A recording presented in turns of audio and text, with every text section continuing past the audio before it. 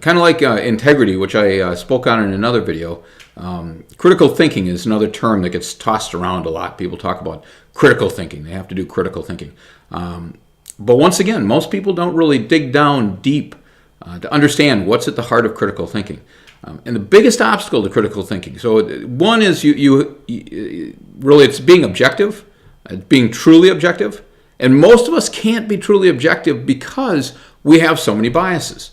And we're not always aware of the biases. Sometimes these are those inherent biases that you hear talked about that are under the surface. We don't even realize they're there. And they don't pop up. They're not real obvious. But they are there. And then some of them are biases that we're very conscious of, we're very aware of.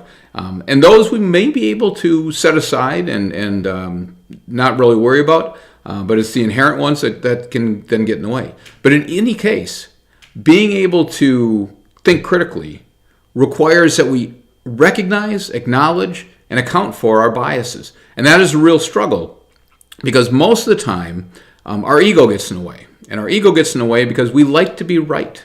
We like to be proven that what we're saying is correct, that what we believe is correct, that we've made the right choices.